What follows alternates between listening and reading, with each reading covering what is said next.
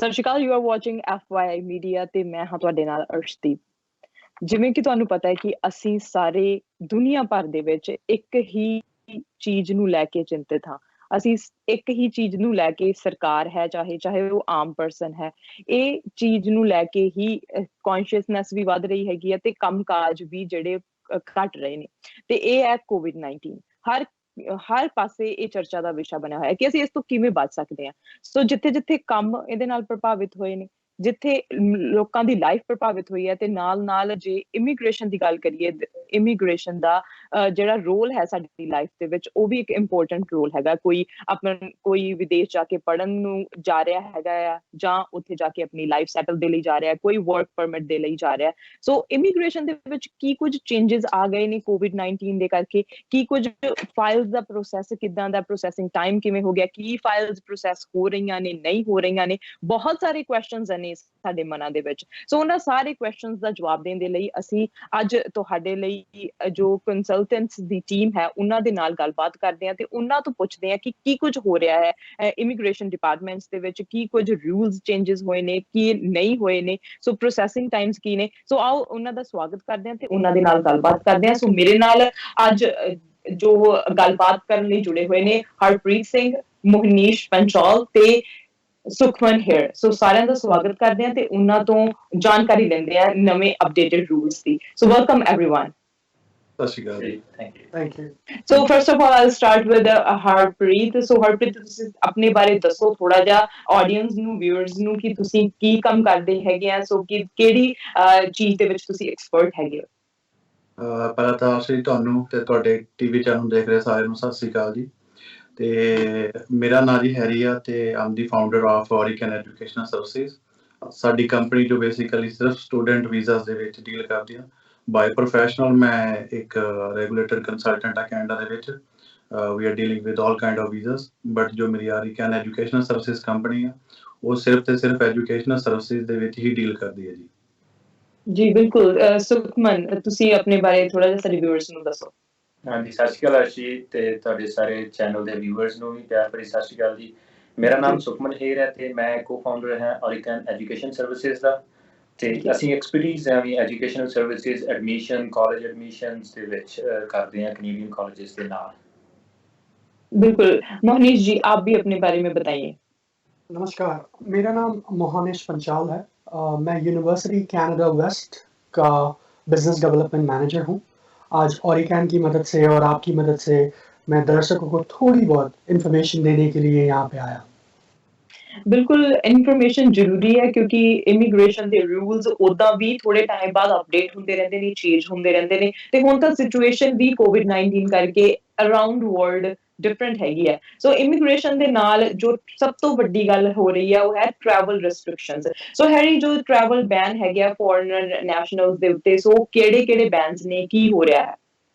ਜੀ ਦੇਖੋ ਜੀ ਅਰਸ਼ ਜੀ, ਜਿਵੇਂ ਕਿ ਇਸ ਪੈਂਡੈਮਿਕ ਦੇ ਵਿੱਚ ਜੋ ਕੈਨੇਡੀਅਨ ਗਵਰਨਮੈਂਟ ਨੇ ਟਰੈਵਲ ਰਿਸਟ੍ਰਿਕਸ਼ਨਸ ਲਾਈਆਂ ਸੀਗੀਆਂ, ਉਹਦੇ ਵਿੱਚ ਕੁਝ ਐਗਜ਼ੈਂਪਸ਼ਨਸ ਨੇ ਹੈਗੀਆਂ, ਜਿੱਦਾਂ ਕਿ ਕੈਨੇਡੀਅਨ ਸਿਟੀਜ਼ਨ ਤੇ ਕੈਨੇਡੀਅਨ ਪਰਮਾਨੈਂਟ ਰੈਜ਼ੀਡੈਂਟ ਉਹ ਟਰੈਵਲ ਕਰ ਸਕਦੇ ਆ, ਉਹ ਕਿਤੇ ਵੀ ਗਏ ਹੋ ਤਾਂ ਵਾਪਸ ਕੈਨੇਡਾ ਆ ਸਕਦੇ ਆ।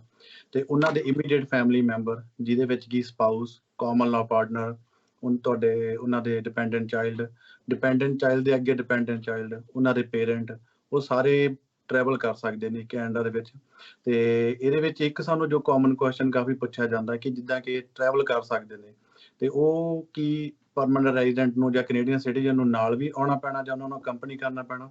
ਤਾਂ ਉਹਦਾ ਆਨਸਰ ਇਹ ਹੈ ਕਿ ਨਹੀਂ ਜੀ, ਉਹਨਾਂ ਨੂੰ ਨਾਲ ਜ਼ਰੂਰੀ ਨਹੀਂ ਹੈਗਾ ਕਿ ਉਹ ਨਾਲ ਟਰੈਵਲ ਕਰਨ, ਬਟ ਉਹ ਆਪਣਾ ਇੱਕ ਰਿਲੇਸ਼ਨਸ਼ਿਪ ਪ੍ਰੂਫ ਦਿਖਾ ਸਕਦੇ ਆ ਕਿ ਦੇਖੋ ਮੇਰਾ ਸਪਾਊਸ ਆ ਜਾਂ ਮੇਰਾ ਬੱਚਾ ਵਾ ਜਾਂ ਮੇਰਾ ਪੇਰੈਂਟ ਆ, ਉਹ ਕੈਨੇਡੀਅਨ ਸਿਟੀਜ਼ਨ ਜਾਂ ਪਰਮਾਨੈਂਟ ਰੈਜ਼ੀਡੈਂਟ ਆ ਤੇ ਆਹ ਸਾਡਾ ਰਿਲੇਸ਼ਨਸ਼ਿਪ ਪ੍ਰੂਫ ਆ ਤੇ ਮੈਂ ਟਰੈਵਲ ਕਰਨਾ ਚਾਹੁੰਦਾ, ਤੇ ਉਹ ਈਜ਼ੀਲੀ ਟਰੈਵਲ ਕਰ ਸਕਦੇ ਆ। ਤੇ ਜੇ ਆਪਾਂ ਗੱਲ ਕਰੀਏ ਜੀ ਸਟੂਡੈਂਟਸ ਦੀ, ਇੰਟਰਨੈਸ਼ਨਲ ਸਟੂਡੈਂਟਸ, ਉਹਨਾਂ ਦੇ ਉੱਤੇ ਜੋ ਰੂਲ ਲਾਗੂ ਹੁੰਦਾ ਕਿ ਜਿਨ੍ਹਾਂ ਦਾ 18 ਮਾਰਚ ਤੋਂ ਪਹਿਲਾਂ ਸਟੱਡੀ ਪਰਮਿਟ ਇਸ਼ੂ ਹੋਏ ਨੇ ਉਹ ਟਰੈਵਲ ਕਰ ਸਕਦੇ ਨੇ ਜੀ। ਤੇ ਜਿਹੜੇ ਟੈਂਪਰੇਰੀ ਫੋਰਨ ਵਰਕਰ ਨੇਗੇ ਉਹਨਾਂ ਨੂੰ ਵੀ ਜਿਹੜਾ ਪਰਮਿਟ ਪਹਿਲਾਂ ਇਸ਼ੂ, ਜਿਨ੍ਹਾਂ ਦਾ ਅਪਰੂਵਲ ਹੋ ਗਈ ਆ ਪਰ ਪਰਮਿਟ ਲਈ ਇਸ਼ੂ ਨਹੀਂ ਹੋਇਆ 18 ਮਾਰਚ ਤੋਂ ਪਹਿਲਾਂ, ਉਹ ਵੀ ਟਰੈਵਲ ਕਰ ਸਕਦੇ ਨੇ ਜੀ। ਤੇ ਹੋਰ ਇਹਦੇ ਵਿੱਚ ਤੁਸੀਂ, ਤੇ ਇਹਦੇ ਵਿੱਚ ਜਿਹੜੇ ਜਿਹੜੇ ਆ ਵਿਜ਼ਟਰ ਨੇਗੇ ਉਹ ਟਰੈਵਲ ਨਹੀਂ ਕਰ ਸਕਦੇ ਜੀ, ਉਹ ਹਲੇ ਸਟ੍ਰਿਕਟ ਨੇਗੇ, ਉਹ ਹਲੇ ਕੈਨੇਡਾ ਦੇ ਵਿੱਚ ਨਾ ਆਉਣ। ਤੇ ਜਿਹੜੇ ਪਰਮਾਨੈਂਟ ਰੈਜ਼ੀਡੈਂਟ ਨੇ ਜਿਨ੍ਹਾਂ ਦੀ ਕੀ ਕਨਫਰਮੇਸ਼ਨ ਆ ਚੁੱਕੀ ਆ, COPR ਕਹਿੰਦੇ ਨੇ, ਉਹ ਆ ਚੁੱਕੀ ਆ, ਉਹ ਵੀ ਟਰੈਵਲ ਕਰ ਸਕਦੇ ਨੇ ਜੀ। ਬਿਲਕੁਲ। ਤੇ ਇੱਕ ਹੈ ਹਾਂਜੀ, ਇਹਦੇ ਵਿੱਚ ਇੱਕ ਚੀਜ਼ ਮੈਂ ਐਡ ਕਰਨੀ ਚਾਹੂੰਗਾ ਕਿ ਜਿਸ ਨੇ ਵੀ ਟਰੈਵਲ ਕਰਨਾ ਜੀ, ਉਹਨਾਂ ਦੇ ਇੱਕ ਰੂਲ ਉਹਨਾਂ ਤੇ ਲਾਗੂ ਹੁੰਦਾ ਵਾ ਕਿ ਉਹਨਾਂ ਨੇ 14 ਦਿਨ ਲਈ ਆਪਣੇ ਆਪ ਨੂੰ ਸੈਲਫ ਆਈਸੋਲੇਟ ਜ਼ਰੂਰ ਕਰਨਾ। ਬਿਲਕੁਲ, ਹੁਣ ਤਾਂ ਰੂਲ ਬਣ ਚੁੱਕਿਆ ਹੈਗਾ ਸੈਲਫ ਆਈਸੋਲੇਸ਼ਨ ਦਾ। ਹੈਰੀ, ਇਹਦੇ ਨਾਲ ਹੀ ਇੱਕ ਫੋਲੋ ਅਪ ਕੁਐਸਚਨ ਹੈਗਾ ਆ ਨਾਲ ਕਿ ਜੇ ਕੋਈ ਕਿਸੇ ਨੂੰ ਮੰਨ ਲਓ ਮਿਲਿਆ ਹੈ ਕੋਈ ਵੀਜ਼ਾ, ਜਿਵੇਂ ਹੁਣ ਸੁਪਰ ਵੀਜ਼ਾ ਦੀ ਗੱਲ ਕਰ ਲਈਏ, ਸੋ ਜਿੱਦਾਂ ਵਿਜ਼ਿਟਰ ਵੀਜ਼ਾ ਹੈਗਾ ਆ ਉਹ ਤਾਂ ਪਤਾ ਹੈ ਕਿ ਉਹ ਬੈਨ ਹੈਗਾ ਆ, ਪਰ ਜਿਹੜਾ ਇਹ ਸੁਪਰ ਵੀਜ਼ਾ ਕਹਿ ਲੈਂਦੇ ਹੈਗੇ ਆ ਜਾਂ ਹੋਰ ਕੋਈ ਵੀਜ਼ਾ ਹੈਗਾ ਆ, ਸੋ ਉਹ ਵੀ ਟਰੈਵਲ ਕਰ ਸਕਦੇ ਆ ਜੀ। ਹਾਂਜੀ, ਜੇ ਉਹਨਾਂ ਦੇ ਫੈਮਿਲੀ ਮੈਂਬਰ ਕੈਨੇਡੀਅਨ ਪਰਮਾਨੈਂਟ ਜਾਂ ਸਿਟੀਜ਼ਨ ਨੇਗੇ, ਉਹ ਟਰੈਵਲ ਕਰ ਸਕਦੇ ਨੇ ਜੀ। ਬਿਲਕੁਲ। ਤੇ ਹੁਣ ਇੱਕ ਹੋਰ ਕੁਐਸਚਨ ਹੈਗਾ ਸੁਖਮਨ ਤੋਂ, ਮੈਂ ਪੁੱਛਣਾ ਚਾਹਾਂਗੀ। ਸੁਖਮਨ, ਜਿੱਦਾਂ ਹੁਣ ਇੰਪੈਕਟ ਹੈਗਾ ਆ COVID-19 ਦਾ, ਪਰ ਇਹਦੇ ਲਈ ਜਿਹੜੇ PR ਦੇ ਸਪਾਊਸਲ ਕੇਸਿਸ ਹੈਗੇ ਆ, ਉਹਨਾਂ ਤੇ ਵੀ ਇੰਪੈਕਟ ਪੈ ਰਿਹਾ ਹੈਗਾ ਆ? ਕੋਈ ਹੋਰ ਰੂਲਸ ਚੇਂਜਸ ਹੋਏ ਨੇ? ਹਾਂਜੀ, ਦੇਖੋ ਅਰਸ਼ੀ, ਕੋਈ ਵੀ ਇਦਾਂ ਦੀ ਇਮੀਗ੍ਰੇਸ਼ਨ ਫੀਲਡ ਜਾਂ ਕੋਈ ਵੀ ਇਸ ਵੇਲੇ ਜੋ ਵਰਲਡ ਦੇ ਵਿੱਚ ਕੋਈ ਵੀ ਪਾਰਟ ਨਹੀਂ ਜਿਹੜਾ COVID-19 ਦੇ ਨਾਲ ਇਫੈਕਟ ਨਹੀਂ ਹੋਇਆ। So there is a little changes into it. Spousal application ਜਿਹੜੀਆਂ ਇਨਲੈਂਡ ਹੈਗੀਆਂ, ਇਨਸਾਈਡ ਕੈਨੇਡਾ ਹੈਗੀਆਂ ਨੇ, immigration is accepting them, but there would be a delay। ਉਹਦੇ delay ਆਏਗਾ 3 ਤੋਂ 4 ਮਹੀਨੇ ਤੱਕ ਦਾ, ਜੋ ਪਹਿਲੀ ਰੈਗੂਲਰ ਪ੍ਰੋਸੈਸਿੰਗ ਟਾਈਮ ਸੀਗਾ। ਜਿੱਦਾਂ ਮੈਡੀਕਲ ਆ ਜਾਂਦਾ ਸੀਗਾ ਪਹਿਲਾਂ ਜਲਦੀ ਆਫਟਰ ਰਿਸੀਵਿੰਗ ਦਾ ਫਾਈਲ, ਹੁਣ ਉਹਦੇ ਵਿੱਚ ਵੀ 2 ਤੋਂ 3 ਮਹੀਨੇ ਡਿਲੇਜ਼ ਆਏਗਾ, but they are still accepting the applications. For ਜਿਹੜੀਆਂ ਆਊਟਸਾਈਡ ਸਪਾਊਸਲ ਸਪਾਂਸਰਸ਼ਿਪ ਐਪਲੀਕੇਸ਼ਨਸ ਹੈਗੀਆਂ ਨੇ, ਉਹ ਕੰਟਰੀ ਬਾਈ ਕੰਟਰੀ ਮੈਟਰ ਕਰਦੀਆਂ ਨੇ। ਜਿੱਦਾਂ ਇੰਡੀਆ 'ਚ ਲਾਕਡਾਊਨ ਹੈ ਇਸ ਵੇਲੇ, ਸੋ VACs ਆਰ ਨਾਟ ਆਪਰੇਟਿੰਗ, ਉੱਥੇ ਉਹ ਬੰਦ ਨੇ, ਉੱਥੇ ਨਹੀਂ ਅਸੈਪਟ ਹੋ ਰਹੀਆਂ ਐਪਲੀਕੇਸ਼ਨਸ। ਜਿਹੜੀਆਂ ਸਪਾਊਸਲ ਐਪਲੀਕੇਸ਼ਨ ਆਊਟਸਾਈਡ ਆ, ਉਹ ਇੱਥੇ ਇਨ ਕੈਨੇਡਾ ਆਉਣਗੀਆਂ। ਸੋ ਐਪਲੀਕੇਸ਼ਨਸ ਇਮੀਗ੍ਰੇਸ਼ਨ ਲੈ ਰਹੀ ਆ। ਉਹਨਾਂ ਨੇ ਲੇਟਲੀ ਇੱਕ ਇਨਫੋਰਮੇਸ਼ਨ ਵੀ ਦਿੱਤੀ ਹੈ ਕਿ we are still accepting the applications and we are operating regularly। ਬਿਲਕੁਲ। ਤੇ ਇੱਕ ਹੋਰ ਇਹਦੇ ਨਾਲ ਕੁਐਸਚਨ ਹੈਗਾ ਆ, ਜਿੱਦਾਂ ਹੁਣ ਤੁਹਾਨੂੰ ਪਤਾ ਹੈ ਕਿ ਇੰਡੀਆ ਦੇ ਵਿੱਚ ਵੈਡਿੰਗ ਸੀਜ਼ਨ ਸੀ, ਕਿ ਕਿਸੇ ਦਾ ਵਿਆਹ ਜਨਵਰੀ ਦੇ ਵਿੱਚ ਹੋਇਆ, ਕਿਸੇ ਦਾ ਫੈਬਰੂਅਰੀ ਦੇ ਵਿੱਚ ਹੋਇਆ, ਸੋ ਦੇ ਕੈਨ ਅਪਲਾਈ, ਉਹ ਕਰ ਸਕਦੇ ਆ ਅਪਲਾਈ?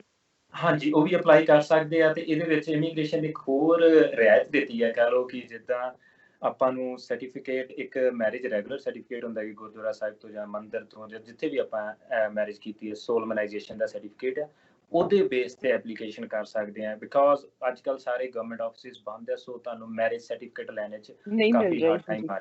ਸੋ ਤੁਸੀਂ ਉਹਦੇ ਬਿਨਾਂ ਵੀ ਐਪਲੀਕੇਸ਼ਨ ਸੈਂਡ ਕਰ ਸਕਦੇ ਐਸ ਲੌਂਗ ਐਸ ਤੁਹਾਡੇ ਕੋਲ ਜਿਹੜਾ ਸੋਲਮਨਾਈਜੇਸ਼ਨ ਸਰਟੀਫਿਕੇਟ ਹੈਗਾ ਆ, ਬਟ ਇਹਦੇ ਲਈ ਐਕਸਪਲੇਨੇਸ਼ਨ ਦੇਣੀ ਪ੍ਰੋਪਰ ਜ਼ਰੂਰੀ ਆ।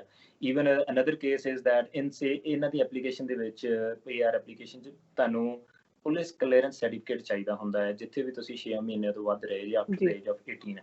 ਹੁਣ ਕਾਫੀ ਕੰਟਰੀਜ਼ ਲਾਕਡਾਊਨ ਦੇ ਅੰਡਰ ਹੈ ਤੇ ਤੁਸੀਂ ਉਹ ਨਹੀਂ ਲੈ ਸਕਦੇ, but immigration Canada applications accept ਕਰ ਰਹੀ ਹੈ। ਉਹਨਾਂ ਨੇ ਇੱਕ ਐਕਸੈਪਸ਼ਨ ਦਿੱਤੀ ਹੈ ਕਿ ਤੁਸੀਂ ਐਪਲੀਕੇਸ਼ਨ ਭੇਜ ਦਿਓ ਤੇ ਤੁਹਾਨੂੰ ਐਡੀਸ਼ਨਲ 90 to 6 months ਟਾਈਮ ਮਿਲੇਗਾ ਉਹ ਡਾਕੂਮੈਂਟਸ ਅਪਡੇਟ ਕਰਨ ਦਾ। ਪਹਿਲਾਂ ਹੁੰਦਾ ਸੀਗਾ ਕਿ ਜੇ ਡਾਕੂਮੈਂਟਸ ਮਿਸਿੰਗ ਨੇ, ਐਪਲੀਕੇਸ਼ਨ ਵਾਪਸ ਆ ਜਾਂਦੀ ਸੀ, ਪਰ ਹੁਣ ਇਮੀਗ੍ਰੇਸ਼ਨ ਐਪਲੀਕੇਸ਼ਨਸ ਅਸੈਪਟ ਕਰ ਰਹੀਆਂ ਨੇ, keeping in mind the COVID-19 lockdowns in different countries. So mister Monish, students जो ने एग्जिस्टिंग स्टूडेंट्स, उन पर भी इफेक्ट हो रहा है, तो वो ऑनलाइन स्टडी कर रहे हैं, सो उनका क्या स्टेटस है इस वक्त?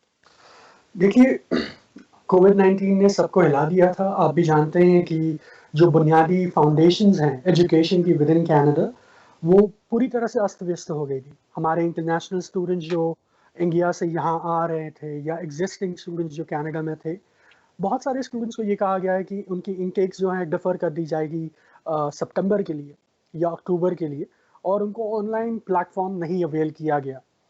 जबकि अब स्पेशली मार्च 7 तारीख से बाद सारी यूनिवर्सिटीज़ ने अपनी ऑनलाइन प्लेटफॉर्म्स ओपन कर दी है, सारी कॉलेजेस ने ओपन कर दी है, ये सहूलियतें अवेलेबल है। अगर स्टूडेंट्स इससे मिस आउट कर रहे हैं या उनको फोर्सफुली अपना इंटेक डिफर कराने के लिए कहा गया है, they can contact their schools again and take the advantage of the online platforms। Online जो किसी और कंट्री में स्टूडेंट हैं वो भी ऑनलाइन क्लासेस लगा सकते हैं? जी, आज जैसे मैं कह रहा था कि अप्रैल 7 तारीख को ही एक रूल लागू किया है CIC ने, जिसके बारे में हैरी साहब आपको ज़्यादा डिटेल में बताएंगे। But then this rule clearly states जो स्टूडेंट इंडिया में है या दुनिया की कोई भी देश में है, एक वैलिड कैनेडियन वीजा अपने हाथ में रखता है, they are allowed to complete 50% of their program at the maximum online only if they are not in a position to travel to Canada.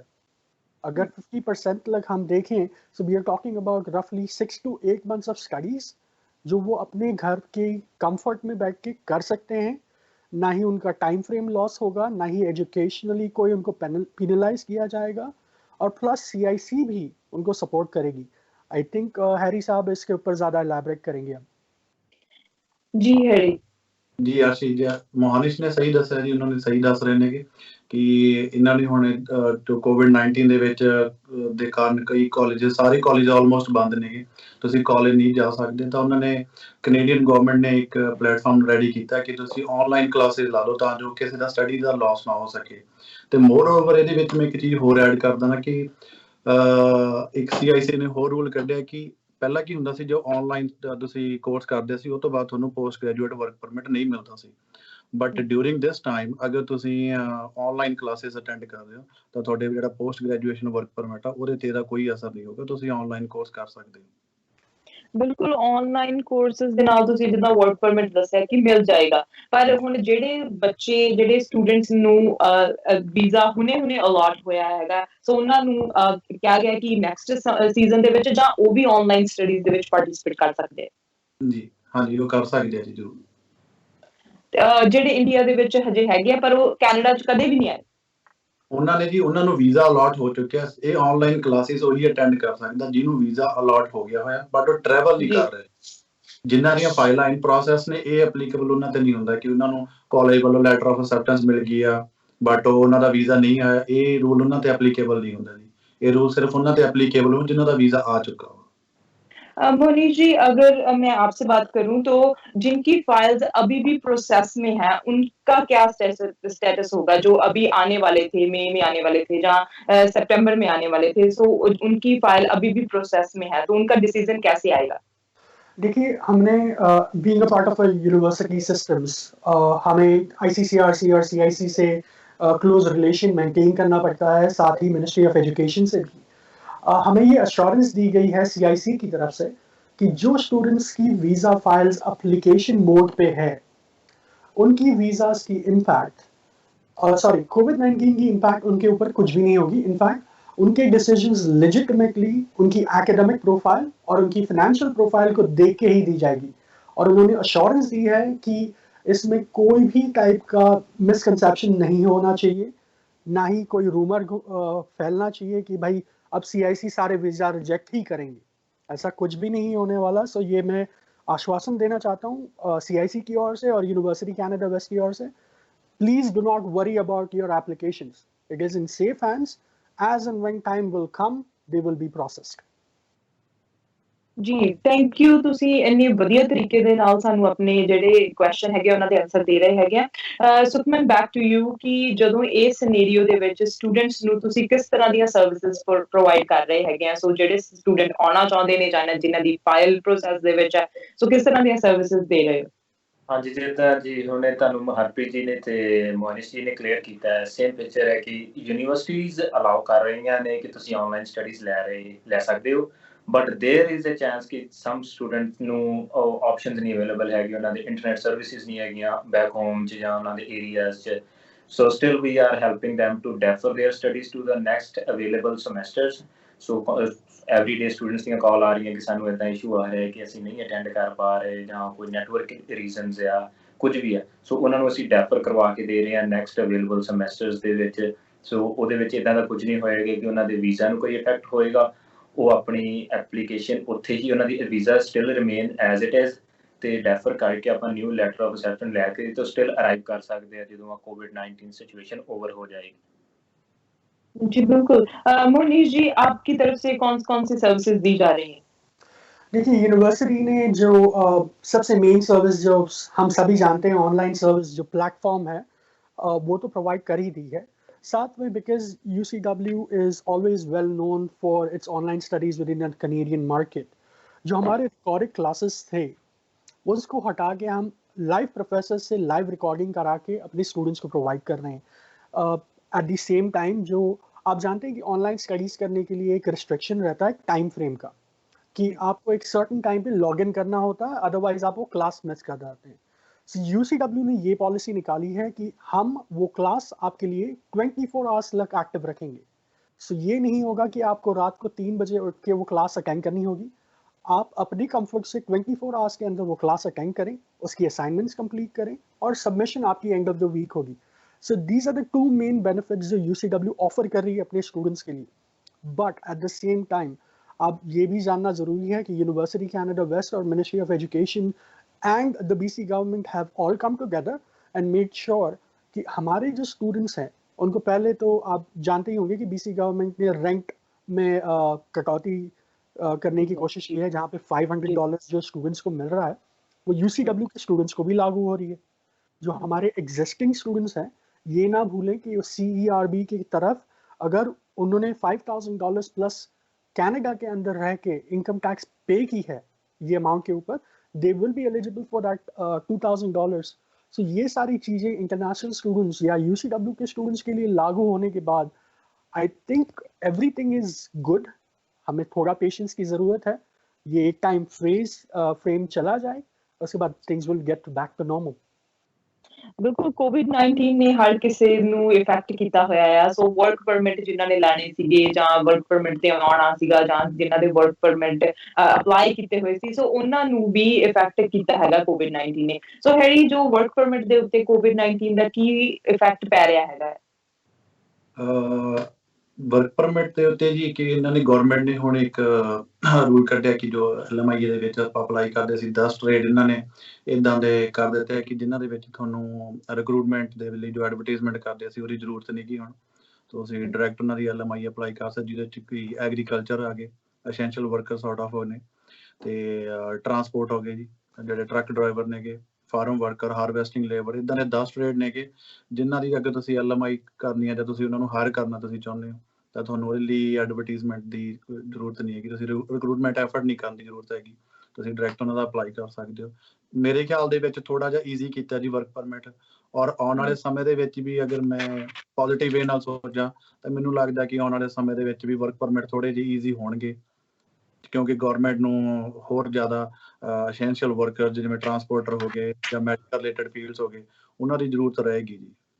ਜੀ, ਵਰਕ ਪਰਮਿਟ ਦੇ ਲਈ ਤਾਂ ਹੁਣ ਈਜ਼ੀ ਹੋ ਰਿਹਾ ਹੈ, ਪਰ ਹੁਣ ਜਿਹੜੇ ਇੰਡੀਆ ਦੇ ਵਿੱਚ ਰਹਿ ਗਏ ਨੇ ਉਹ ਵੀ ਟਰਾਈ ਕਰ ਰਹੇ ਨੇ ਵਾਪਸ ਬੈਕ ਹੋਮ ਆਉਣ ਦੀ। ਸੋ ਜਿਵੇਂ ਤੁਹਾਨੂੰ ਸਾਰਿਆਂ ਨੂੰ ਪਤਾ ਹੋਣਾ ਹੈ ਕਿ ਜਿਹੜੇ ਪਲੇਨ ਹੁਣ ਜਾ ਰਹੇ ਨੇ ਉਹ ਸਿਰਫ ਸਿਟੀਜ਼ਨਸ ਨੂੰ ਲੈ ਕੇ ਆ ਰਹੇ ਨੇ। ਸੋ ਉਸ ਤੋਂ ਬਾਅਦ ਜਦੋਂ ਸਾਰੇ ਸਿਟੀਜ਼ਨ ਆ ਜਾਣਗੇ, ਸੋ ਉਸ ਤੋਂ ਬਾਅਦ PR ਵਾਲੇ ਆਉਣਗੇ ਤੇ ਫਿਰ ਉਸ ਤੋਂ ਬਾਅਦ ਕੋਈ ਗਵਰਨਮੈਂਟ ਹੋਰ ਡਿਸੀਜਨ ਬਣਾਏਗੀ।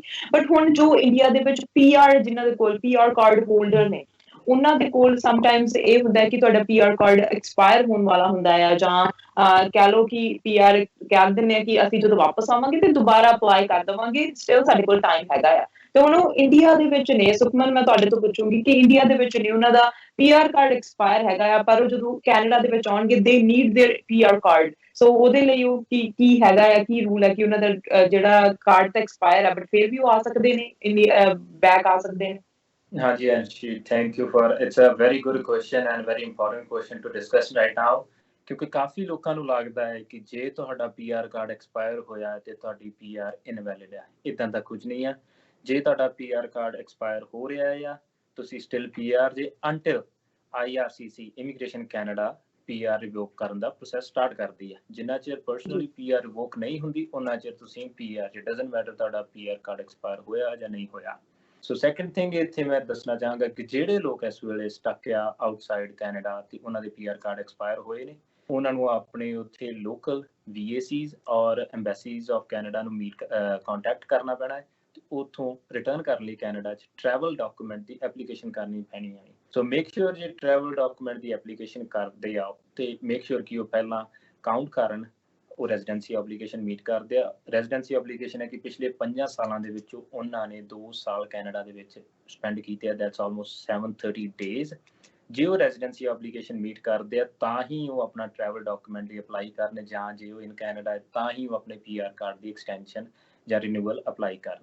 ਤੇ ਕਾਫੀ ਸਿਨੈਰੀਓਜ਼ ਅਸੀਂ ਦੇਖੇ, ਸਾਡੇ ਕੋਲ ਕੇਸਿਸ ਆਉਂਦੇ ਆ ਕਿ ਰੈਜ਼ੀਡੈਂਸੀ ਐਪਲੀਕੇਸ਼ਨ ਮੀਟ ਨਹੀਂ ਕਰਦਾ ਤੇ ਐਪਲੀਕੈਂਟ ਨੇ ਐਪਲੀਕੇਸ਼ਨ ਕਰਤੀ ਆ ਸੋ ਜੇ ਤੁਸੀਂ 730 ਦਿਨ ਨਹੀਂ ਗਏ ਪਿਛਲੇ 5 ਸਾਲਾਂ ਦੇ ਵਿੱਚ ਕੈਨੇਡਾ ਦੇ, ਤੇ ਤੁਸੀਂ ਐਪਲੀਕੇਸ਼ਨ ਕਰ ਦਿੰਦੇ ਹੋ ਰਿਨਿਊਵਲ ਆਫ PR ਕਾਰਡ, ਤੇ ਆਫਿਸਰ ਦੇਖਦਿਆਂ ਹੀ ਉਹ ਐਪਲੀਕੇਸ਼ਨ ਤੁਹਾਡਾ PR ਰਿਵੋਕ ਕਰਨ ਦਾ ਪ੍ਰੋਸੈਸ ਸਟਾਰਟ ਕਰ ਦਿੰਦੇ, ਬਿਕਾਜ਼ ਤੁਸੀਂ ਰੈਜ਼ੀਡੈਂਸੀ ਐਪਲੀਕੇਸ਼ਨ ਨਹੀਂ ਮੀਟ ਕਰਦੇ।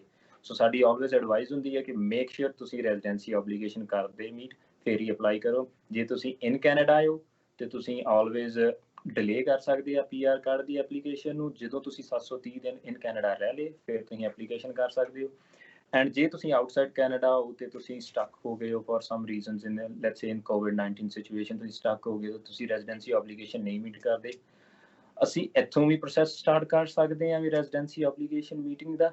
ਤੇ ਜੇ ਨਹੀਂ, ਤੇ ਜੇ ਤੁਹਾਡੇ ਕੋਲ ਐਪਲੀਕੈਂਟ ਕੋ ਵੀਜ਼ਾ ਹੈਗਾ US ਦਾ, they can always arrive in US by air and they can enter into Canada via land border.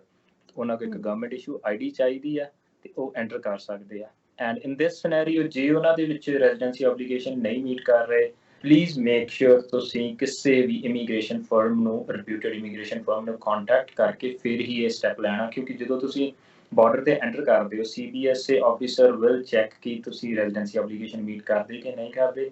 ਜੇ ਤੁਸੀਂ ਨਹੀਂ ਕਰਦੇ ਤੁਹਾਡੇ ਕੋਲ ਕਾਫੀ ਵੈਲਿਡ ਰੀਜ਼ਨ ਚਾਹੀਦੇ ਆ, ਵੀ ਜਿੱਦਾਂ ਸਾਡੇ ਕਲਾਇੰਟਸ ਆਉਂਦੇ ਆ ਅਸੀਂ ਉਹਨਾਂ ਦੀ HNC ਐਪਲੀਕੇਸ਼ਨ ਪ੍ਰੀਪੇਅਰ ਕਰਕੇ ਭੇਜ ਦਿੰਦੇ ਆ, ਫਿਰ ਹੀ ਉਹ ਬਾਰਡਰ ਤੇ ਅਰਾਈਵ ਕਰਦੇ। ਸੋ CBSA ਆਫਿਸਰ ਉਹ ਰਿਵਿਊ ਕਰਦੇ ਨੇ। So it's all discretion of CBSA officer ਕਿ ਉਹ ਪੁਆਇੰਟਸ ਨੂੰ ਮੈਟਰ ਕਰਦੇ ਆ, ਐਕਸੈਪਟ ਕਰਦੇ ਆ ਕਿ ਨਹੀਂ। ਜੇ ਨਹੀਂ ਕਰਦੇ ਉਹ ਟੈਂਪਰੇਰੀ PR ਕਾਰਡ ਦੇ ਦੇਣਗੇ ਐਂਟਰ ਕਰਨ ਲਈ ਕੈਨੇਡਾ ਦੇ ਵਿੱਚ, ਤੇ ਨਾਲ ਦੀ ਨਾਲ ਹੀ PR ਨੂੰ ਰਿਵੋਕ ਕਰਨ ਦਾ ਪ੍ਰੋਸੈਸ ਸਟਾਰਟ ਕਰ ਦਿੰਦੇ ਆ। ਵਾਂਸ ਇਹ ਚੀਜ਼ ਰਿਵੋਕ ਹੋ ਗਈ ਫਿਰ ਤੁਹਾਡੇ ਕੋਲ 30 ਡੇਜ਼ ਹੁੰਦੇ ਆ ਰੈਜ਼ੀਡੈਂਸੀ ਅਪੀਲ ਕਰਨ ਵਾਸਤੇ। ਸੋ ਉਹਦੇ ਵਿੱਚ ਤੁਹਾਨੂੰ 30 ਦਿਨਾਂ ਦੇ ਵਿੱਚ ਅਪੀਲ ਫਾਈਲ ਕਰਨੀ ਹੁੰਦੀ ਆ PR ਸਟੇਟਸ ਰੀਗੇਨ ਕਰਨ ਵਾਸਤੇ। ਇੱਥੇ ਅਸੀਂ ਵਿਊਅਰਸ ਨੂੰ ਵੀ ਕਹਿਣਾ ਚਾਹਾਂਗੇ ਕਿ ਜੇ ਕਿਸੇ ਦਾ PR ਕਾਰਡ ਐਕਸਪਾਇਰ ਹੋਣ ਵਾਲਾ ਆ, ਸੋ ਜਿਹੜਾ ਵੀ ਕੁਝ ਸੁਖਮਨ ਨੇ ਦੱਸਿਆ ਆ ਫੋਲੋ ਦੋਜ਼, ਤੇ ਉਹ ਫੋਲੋ ਕਰਕੇ ਤੁਸੀਂ ਬਚ ਸਕਦੇ ਹੈਗੇ ਆ, ਕਿਉਂਕਿ ਹੁਣ ਜਿਹੜੇ ਰੂਲਸ ਹੈਗੇ ਨੇ ਉਹ different every day different rules ਆ ਰਹੇ ਨੇ। ਸੋ ਡਿਫਰੈਂਟ ਫਾਈਲਸ ਲੋਕੀ ਜਿਵੇਂ ਸਟੂਡੈਂਟਸ ਦੇ ਲਈ ਵੀ ਲੱਗੀਆਂ ਹੋਈਆਂ ਨੇ, ਵਰਕ ਪਰਮਿਟ ਦੇ ਲਈ ਲੱਗੀਆਂ ਹੋਈਆਂ ਨੇ, ਫਾਈਲਸ ਬਹੁਤ ਸਾਰੀਆਂ ਨੇ। ਪ੍ਰੋਸੈਸਿੰਗ ਟਾਈਮਸ ਫਾਈਲਸ ਦਾ ਜਿਹੜਾ ਹੈਗਾ ਉਹ ਡਿਫਰੈਂਟ ਹੋਣ ਵਾਲਾ ਹੈ ਇਸ ਸਿਚੁਏਸ਼ਨ ਦੇ ਵਿੱਚ। ਹੈਰੀ ਜੋ ਪਰਸਨਲੀ ਅਰਸ਼ੀ ਪ੍ਰੋਸੈਸਿੰਗ ਟਾਈਮ ਦੱਸਾਂ, ਅਗਰ ਪਰਸਨਲੀ ਜੋ ਮੇਰਾ ਐਕਸਪੀਰੀਅੰਸ ਆ 30 to 40% ਡਿਲੇਜ਼ ਮਹਿਸੂਸ ਕਰ ਰਹੇ ਹਾਂ ਜੀ ਫਾਈਲਾਂ ਦੇ ਵਿੱਚ, ਜੋ ਪ੍ਰੋਸੈਸਿੰਗ ਟਾਈਮ ਡਿਲੇਜ਼ ਹੋ ਰਹੀਆਂ ਨੇਗੀਆਂ। ਤੇ ਮੋਰ ਓਵਰ ਆਨਲਾਈਨ ਐਪਲੀਕੇਸ਼ਨ ਤਾਂ ਜਾ ਰਹੀਆਂ ਨੇ, ਬਟ ਜਿਹੜੇ ਵੀਜ਼ਾ ਐਪਲੀਕੇਸ਼ਨ ਸੈਂਟਰ ਸੀਗੇ ਜਿਵੇਂ ਇੰਡੀਆ ਨੇ, ਪਾਕਿਸਤਾਨ ਦੇ ਵਿੱਚ, ਉਹ ਆਲਰੇਡੀ ਬੰਦ ਨੇਗੇ। ਤਾਂ ਪੇਪਰ ਐਪਲੀਕੇਸ਼ਨਸ ਤਾਂ ਨਹੀਂ ਜਾ ਰਹੀਆਂ, ਬਟ ਆਨਲਾइन एप्लीकेशन ਦੇ ਵਿੱਚ ਵੀ ਥੋੜਾ डिले हो रहा है जी। बिल्कुल। सो मंजीश जी, आपसे एक क्वेश्चन था कि जो रिक्वायरमेंट्स होती हैं कॉलेजेस की, सो इज दैट ट्रू कि कॉलेजेस जो रिक्वायरमेंट्स है एनरोलमेंट की वो चेंज कर रही हैं, जहाँ ज्यादा कर रही हैं, बढ़ा रही हैं उन्हें? देखिए, रिक्वायरमेंट्स की जब तक बात होती है, नॉट ट्रू कि हर एक कॉलेज या हर एक यूनिवर्सिटी ने चेंज किया है। देयर आर सर्टेन रिक्वायरमेंट्स जो अनफॉर्चुनेटली कोई स्कूल डिक्लाइन नहीं कर सकता। जैसे कि आपकी IELTS की रिक्वायरमेंट होगी, इंग्लिश प्रोफिशिएंसी की रिक्वायरमेंट होगी। आप भी जानते हैं कि COVID-19 की वजह से बहुत सारे बच्चे अपनी टेस्ट नहीं दे सकते। अब ये रिक्वायरमेंट को नज़रअंदाज भी नहीं किया जा सकता, इसीलिए हमारी जैसी यूनिवर्सिटीज़ ने कुछ ऑनलाइन टेस्टिंग सेंटर्स हैं जिनके साथ टाई अप किया हुआ है। एक टेस्ट है जिसका नाम है डुओलिंगो। बहुत ही सिंपल सा टेस्ट है, ऑनलाइन $49 में हो जाती है। The biggest thing is CIC इसे ऑनलाइन एप्लीकेशन के लिए एक्सेप्ट करती है। सो ना स्टूडेंट अपनी कंफर्ट खोता है, ना कोई रिक्वायरमेंट मिस आउट कर लेता है, और CIC की वीज़ा एलिजिबिलिटी के लिए भी एलिजिबल हो जाता है। So these are certain things, but yes, there is rumor in the market कि requirements थोड़ी tough होने वाली है, because it is going to be a big boom the moment everything opens up. International students सारे pile up हो जाएंगे Canada की तरफ, but it is not true for every school. जो schools अपने आप में ऑलरेडी आइसोलेटेड थी, जो कंजर्वेटिव माइंड की थी, उन्होंने ये रिस्ट्रिक्शंस रख दी है। यूनिवर्सिटी कनाडा वेस्ट हमेशा से एक इंटरनेशनल स्कूल की तरह देखा गया है।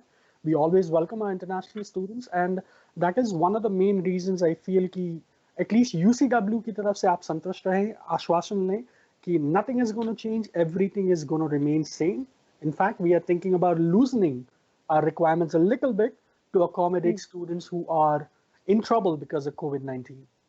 That's good. And one more question. If somebody applied PNP already, ਉਹਨਾਂ ਦੀ PNP ਆ ਚੁੱਕੀ ਹੈਗੀ ਹੈ, already apply ਕੀਤਾ ਹੋਇਆ ਸੀ, so in process ਦੇ ਵਿੱਚ file ਹੈਗੀ ਹੈ student ਦੀ, so decision ਦੇ ਵਿੱਚ ਫਿਰ still ਹਜੇ time ਲੱਗੇਗਾ, or ਜਿਹੜਾ ਹੈਗਾ decision ਦੇ ਲਈ ਜਿੰਨਾ time ਹੁੰਦਾ ਹੈ ਉਹਦੇ ਵਿੱਚ decision ਆ ਜਾਏਗਾ ਕਿ ਉਹਨਾਂ ਨੂੰ ਉਹ they are PR in Canada, so ਉਹਨਾਂ ਦਾ processing time ਕਿੱਦਾਂ ਦਾ ਜਿਨ੍ਹਾਂ ਦੀ PNP already approve ਹੋ ਚੁੱਕੀ ਹੈ?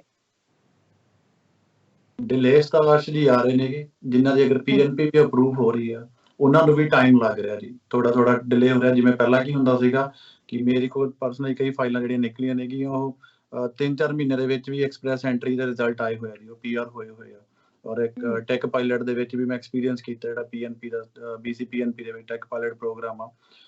PNP ਇਨਕਲੂਡਿੰਗ PNP ਤੇ PR ਦੀ ਸਿਰਫ 5-6 ਮਹੀਨੇ ਦੇ ਵਿੱਚ ਸਾਰਾ ਪ੍ਰੋਸੈਸ ਖਤਮ ਹੋ ਗਿਆ ਸੀ। ਬਟ ਹੁਣ ਜੋ ਐਕਸਪੀਰੀਅੰਸ ਕਰ ਰਹੇ ਆ ਉਹਦੇ ਵਿੱਚ ਕਾਫੀ ਡਿਲੇ ਆ ਰਿਹਾ, ਆਲਮੋਸਟ 2-3 ਮੰਥਸ ਤੁਸੀਂ ਹੋਰ ਐਡ ਕਰਕੇ ਚੱਲੋ।